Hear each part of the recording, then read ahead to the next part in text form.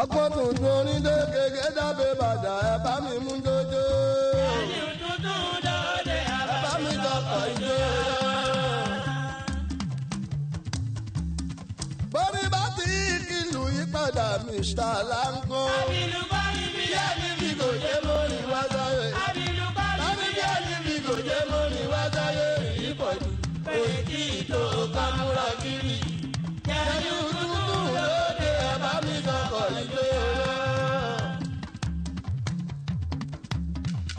báwa bá dáre ọ̀jọ̀gbọ́n mo mẹ́ni tó lè dúró nínú ẹgbó wa.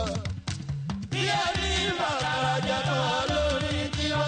bí ẹni bàkàrà jẹ tán lórí tiwa. orí kíkọ́ ọdún mọ́ wà létí ẹ̀bùn. Ògo Olúwa ni orí kíkọ́ ọdún mọ́ wà létí ẹ̀bùn. Olúwa ni ẹni ẹ̀bùn. ẹ wá akọ́sẹ́jì àríwí kọ́gbọ́n. Ó yá. ẹni tuntun lóde Bí ẹ bá mi sọ̀kọ̀ ijó yẹn. Ẹ dájọ́ bá mi gbọ́, lágbà lọ́mọdé, lọ́mọdé lọ́gbà, ẹ̀rí pé gbọ́kàn ò ní lólé ayé gbó. òtítọ́ ọ̀rọ̀ màá ní ara dídá ẹnu orí òfin. òfin síbi kan mi dídá lájẹ́. Yẹ́nì tútù lóde ẹ bá mi sọ̀kọ̀ ijó yẹn. Ẹ bá mi jọgbá bódùwà, bó ṣe ràn mí lọ́wọ́, láti mọ́kà tó tún jọ́ mi délé.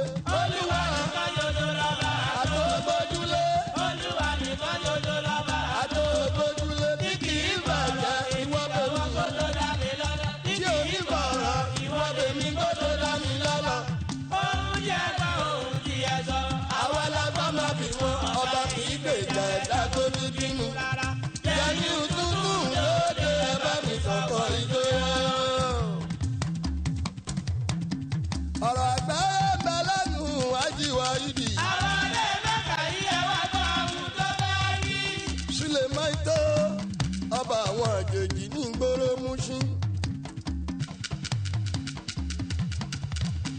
Ọ̀rọ̀ àgbà ẹ̀ bẹ lẹ́nu ajíwá ìdì. Àwọn ilé mẹ́ta yìí ẹ wá gbọ́ ohun tó fẹ́ rí.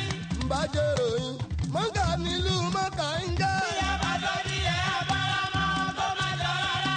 Mo gàràbà mo dé Mọ̀dínà o. Abẹ́yẹ gbọ́. Mo gàràbà